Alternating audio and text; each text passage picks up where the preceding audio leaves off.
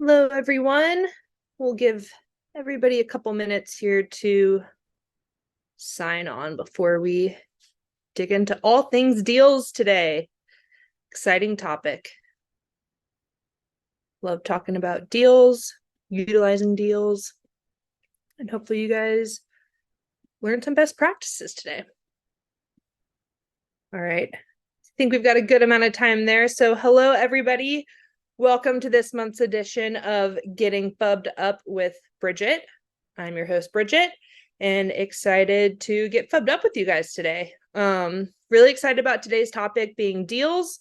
I feel like there's so many things that you can do with deals. There's a lot of really great integrations that come with deals. If you guys have any questions along the way, feel free to drop those in the Q&A section. That's going to be the best way for me to see them so that I can answer any questions that you guys may have. So without further ado, let's dig in, shall we? Alrighty, and actually let me go ahead and get the blur mode on this.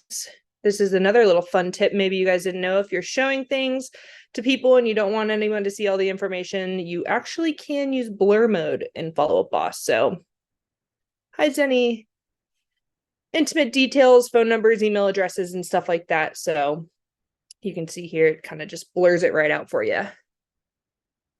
Alrighty, so our good friend Deals over here.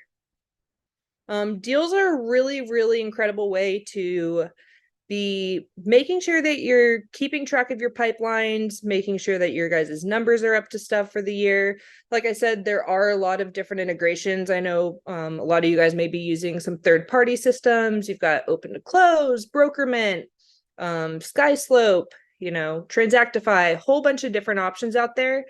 And generally speaking, a decent amount of them can actually integrate with Follow Up Boss. So you don't need to be doing double duty, putting things in your guys' transaction software. If you have a TC who's handling that for you, it's really efficient to make sure that these deals are also coming into Follow Up Boss. It's really, beneficial for the agents to kind of be able to see where they're at too. One thing to note is agents can only see their own deals within Follow Up Boss. So if you're at an admin or an owner level, obviously you guys can see all of the deals within the database, but if you're an agent, you're only seeing your specific deals. So these columns here, what I love about it is it's kind of like a Kanban style. So you can see really just kind of almost like a bird's eye view, right? Of your different deals that you guys have going on, where they're at. You can see the contact who that deal is attached to, as well as any agents or any team members who may be attached to that deal as well. And it's really quick and easy. You can click right into the different profiles right here. So that takes you right to who needs to be there. And then if you go down and you'll see over here, there we go. You've got the deal cards here. So you can edit the deal right on the contact card if you needed to. So if the close date changes or the pricing changes, anything along those lines, you can go, and you can also update the status of the deal too. So we can move that one to closed and go, and now you see that it's closed. And then you can also click on which this will let you know if it's a buyer or seller, whichever board it's on right here. And if you click on that part of it, it'll take you back to the board. So now we can see the deal that I just moved over into closed has now, where'd that guy go? Has now moved right on over into the closed section. And then likewise, when you're in this screen, these are all going to be click and drop, which is really cool and really speedy, especially for your TCs. They don't have to be going in, doing extra clicks, going in, making sure that they're changing and updating the deals. They could just take these guys, click on them, drag them over, and then bada boom, bada bing, everything's there. Unfortunately, I should have used this as the example, but it would show, we'll use Banana Street Avenue here. And now if we go into Frank, we will see that his deal has also a lot of tasks over here on Frank. Someone needs to get to it. You can see that he's closed. Frank's bought 2 places now. Look at him go. And this is a dummy account, so this is all fake information anyway, but let's get back into our deals here. Creating new deals within the deal card. So people do it different ways. A lot of times you just kind of want to get the deal in there from the start. So once you've kind of signed them in as an active client, if they've got that buyer's agency signed, or you guys are actively showing them homes, it's always best practice to go ahead and get that deal in there right away. Because like I said earlier, everything's editable. You can go and change prices. You could change close dates. But what matters is that you actually have it in there. So once it's there from the get-go, all you have to do is just carry along that deal through their sales process. So you would just hit the plus sign. We typically recommend having the address as the name of the deal. A lot of people do it differently. Some people may put the actual contact's name, but what we've seen be really successful is actually having the address in there. Since you will always have that person attached as a contact, you have the name there already. And what's important is the property, especially if you're having multiple deals with one person. When you go in, like we just saw with Frank there, he had 2 separate deals. So having the different addresses lets you know which different deal it's pertaining to. So we'll just go ahead here and we will do a new deal. Let's go with 34 Greenwood. So we're starting it in the buyer agreement. That's where I hit the plus sign, but you can really start it anywhere and then kind of designate which section it goes to here. And then you're going to add your pricing. Make sure you hit these green check marks or it will not save. If you've got a projected close date, I mean, this could, in the meantime, if you just want to do maybe kind of like their average price point that they're looking at, just so you can kind of have something in there to keep you on your toes and to remind you. And then, you know, it's just a buyer agreement signed. You're probably out shopping for homes, so we don't have a close date yet. But once you find out that, you'd just be able to come in and pop it right on in. Go ahead and do November 1st. Very quick transaction here. And then your commission. So I think it's pretty neat that you can do a monetary value or you could do the percentage. So you could just come in here and do a 3%. It's going to math it for you for some of those people who are not math wizards like myself. A lot of great qualities, but math is not one of them for me, and that's okay. So it'll do it right there. It'll generate the number. So we've got 15. And then what I really love about this is the splits that it can do. So obviously, if you're a solo agent, doesn't really matter quite as much for you. But for some of you folks who are on larger teams or team leads or anything like that, it's really important to know what y'all's takeaway is going to be versus what the agent's going to get. So same thing here. You could do monetary, you could do percentage. So if you guys have like a 80-20 split or something like that, you could just come in. Again, it's got that math there for you. Gotta love it. And then you can just add in your team split.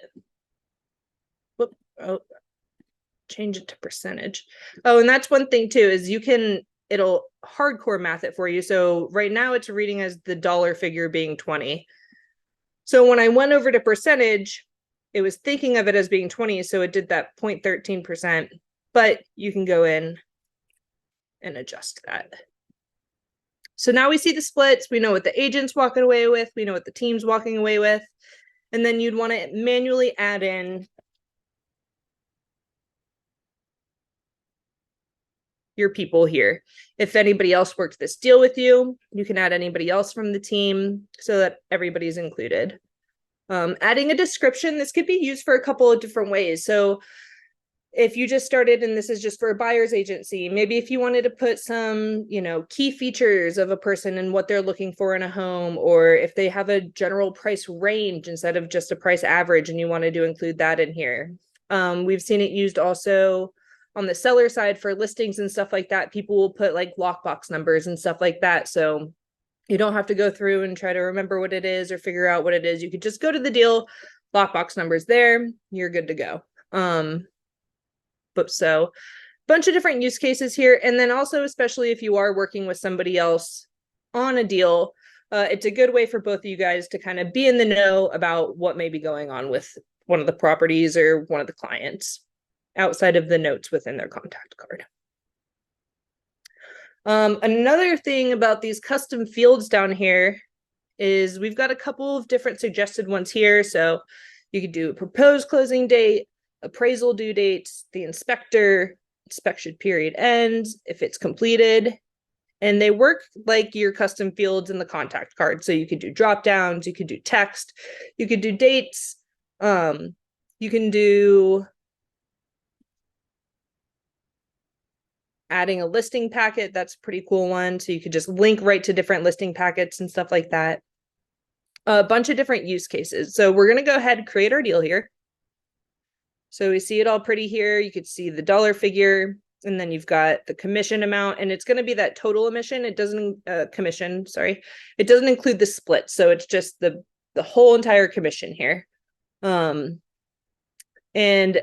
let's go into the settings for 1 second. I want to show you guys something about those custom fields. So being that they are custom fields, owner access gives you the ability to create your own. So like I said, these are a couple of different suggested ones that we put in here, but you guys can come in and whatever makes sense. If you wanted to have a custom field specifically for a lockbox number, you could go ahead and do that.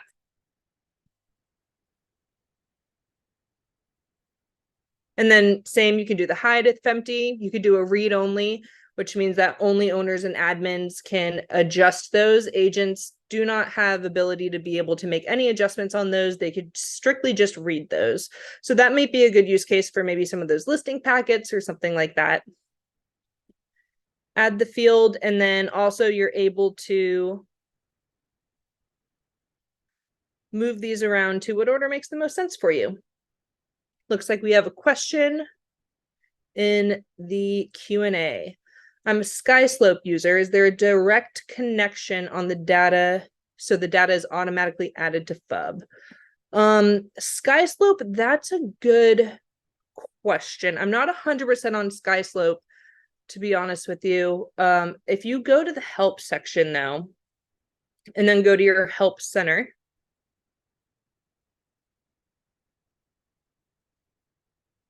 if you ever have any questions about any sort of integrations or anything like that with the systems that you guys are using pertaining to Follow Up Boss, and if you can get them connected or integrated, come to this help center. And if we just search SkySlope, yep. So I thought it did. I just didn't want to lie to you over there, Ron. So yes, we can do it with the API integration, which is the best case scenario for an integration. Let's see if it says here, best way for now, process.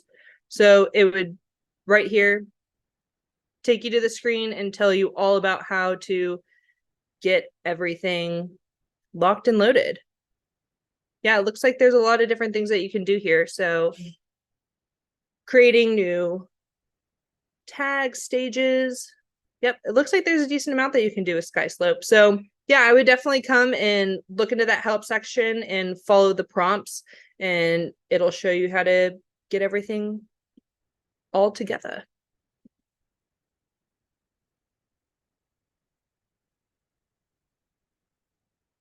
Alrighty. So back to our screen here of editing. So yep, do anything that you want here with custom fields. What I also love too is you can see these little, if you have questions really about anything, these little buttons here, how custom fields for deals work, how deal pipelines work. I mean, even just up here, how deals work. These are super helpful as you guys are getting adopted to the system, especially if you aren't used to using deals or anything like that. It's really helpful too. Like if you guys don't have one of those third parties, or you don't have a different kind of system, if you're still using your spiral notebook and pen and paper and tracking your deals, or you've got a whiteboard in the office, this is a really, really great way to keep things organized and to keep deals actually attached to people so that they don't get kind of lost in the riffraff of things. And then the different pipelines. So you can see here, we've got our buyer's board, and then there's also a seller's board. So these are completely customizable. So you guys may see some different ones. I think the stock ones offer, it's like listed and offer and pending and closed. So we did a little bit of editing on this one. We took out offer. There could be millions of offers. It's not the most important thing. What matters is when they go pending. And then we really like to recommend adding like a lost or a terminated or an expired if it's a seller, just so that way, you know, as important as it is of knowing who you're closing deals with, it's also important to know what deals fell through. So maybe if it's a certain lead source that you're paying for and you're noticing, oh my gosh, like, why are all my realtor.com leads seeming to become lost or something? It kind of is really helpful to let you know where you're spending your money. So something like that. Having like a referred out, if you do a whole bunch of referrals within your guys' business, that's always a good one to have. And it's pretty simple. The owner has to create the new deal stages, but they would just come in, add the stage,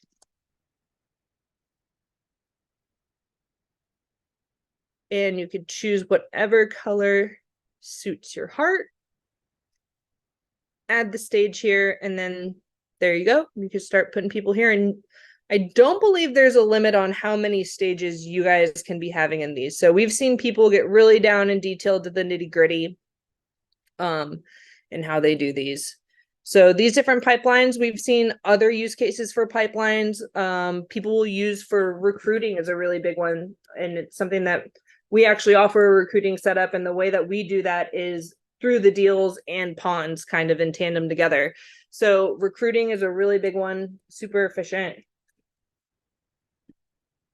So if you're really wanting to track, you know, potential agent, maybe if you are having an interview with them, you got an offer to them, really a bunch of stuff that you can do. And then, you know, once they're actually in, if you wanted to do like a retention. So pretty cool for being able to use the system as more than just transactions and, you know, actually selling homes and leads and follow-up and dripping and campaigns and stuff. Like recruiting is another really great way to be able to utilize your follow-up boss system. I know we put referred out as one of the stages here. Some people will like to have their own referred out. If you guys are really big on rentals, that's always a really great one to have also. So you could have, you know, people who are looking for a place, if they've signed a lease, anything that pertains to however you guys are handling your rentals, you could have right here. And have that person attached so you know when to give them their notices, and also offers you an opportunity to maybe start dripping on them about why buying may be better than renting. Another thing that I want to talk about with deals that's pretty cool is that there are some deal automations. So while you can't do necessarily all the super crazy fancy stuff that you would be able to do and say like an open to close or something like that, there are still some pretty cool automations that are able to be done right here within the follow-up boss system. So if you guys go to your admin automations, you can see there's deal one here. So we're just going to add the automation here, and you can see deal stage changed. So this could be really helpful if you guys have a transaction coordinator and you wanted to set them up on some sort of action plan. Maybe once they hit the pending stage, you want a series of tasks to be notified to your TC, or if you have your agents handling it, over to your agent so that they can make sure that they get everything sent out that they need to. So deal stage change, buyers, we'll do buyers pending. And let's go ahead and add our sellers pending. You can add conditions. So if there's certain tags or certain areas, anything really, that you wanted to condition. The conditions are going to be all of the same things that you see on your filters in that main people screen for when you guys are creating your smart list. So bunch of different conditions there, and then adding the action. So same things that you could do. You could reassign it. You could have it go to a pond or agent. Don't really know why you would want to do that, but you could. You can add a note. So if you wanted to put those tasks in a note for somebody, hey, you know, this person's pending, make sure that you're staying on top of them, make sure they get X, Y, and Z. You can assign it to the assigned agent, lender, the pond people, a specific team if you're using the platform level and have different teams within the system.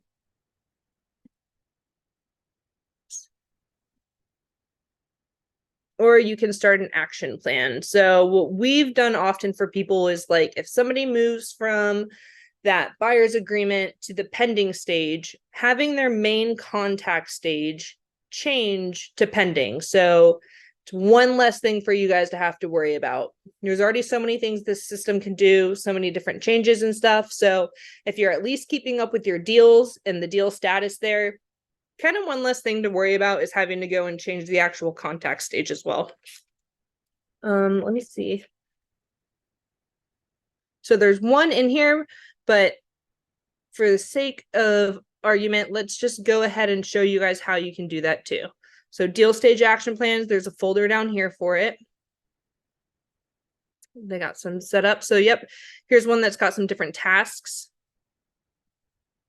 to be able to send that. Once they go to pending, you can send that email out, yada, yada, yada.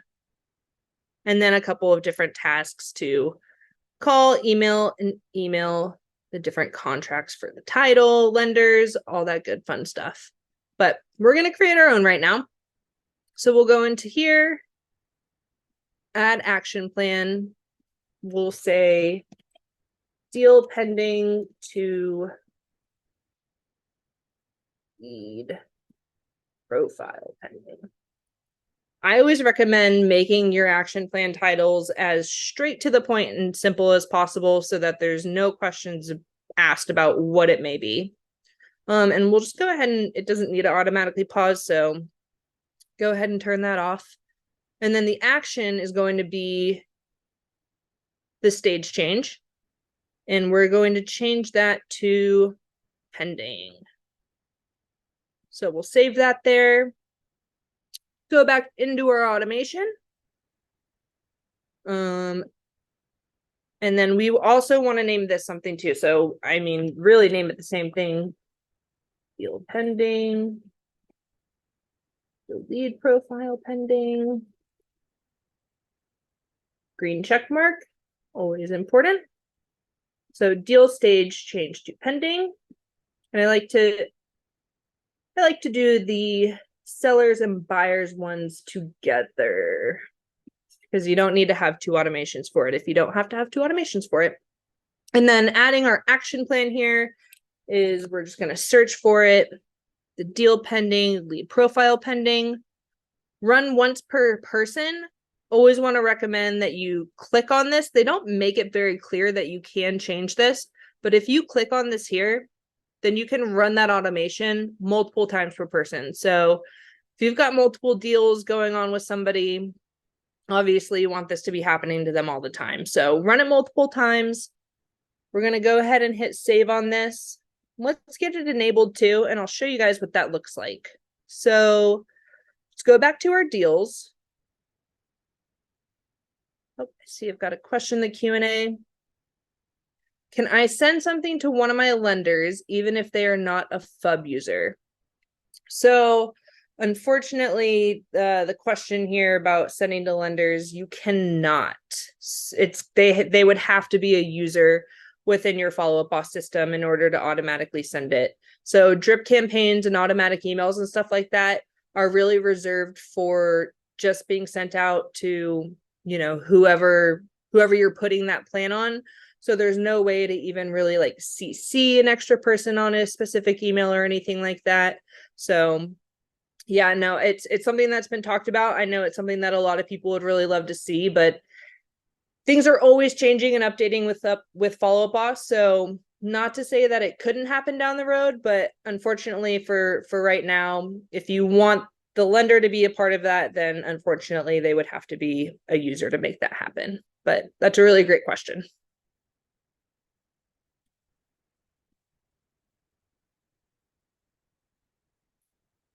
Alrighty, so we've got our man Charlie here, and he was looking at 1, 2, 3, 4 Greenwood. Now we're going pending with it. So when I move this from the buyer agreement into pending, and if we go into Charlie's profile here, we will see here that his stage is now pending. So, oh, and it looks like that other automation, congrats on your new home under contract. So it also sent out that action plan, got our yada, yada, yadas.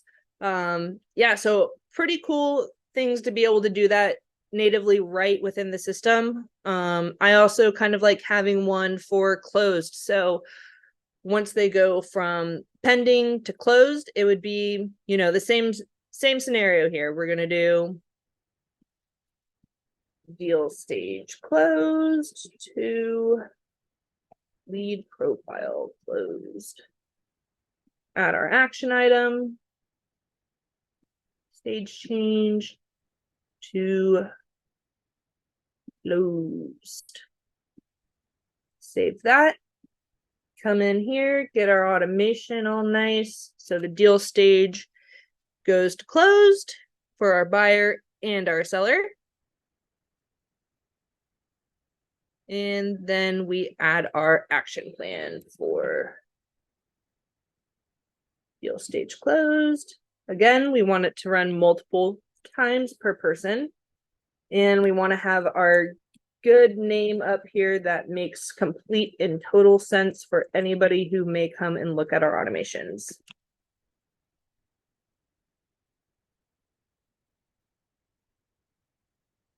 Save that guy, enable it on. Let's head on back over to our deals. And now we're going to take Charlie's deal and we are going to close it out. And you'll see here, if there was not a close date on it, because we did not originally put a close date. I should have said that before we did it.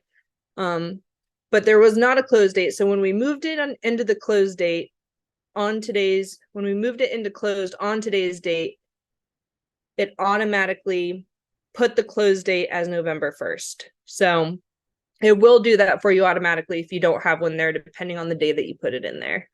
And if you have any of those integrations where it updates for you, it'll do the same thing based off of the date that you put it in.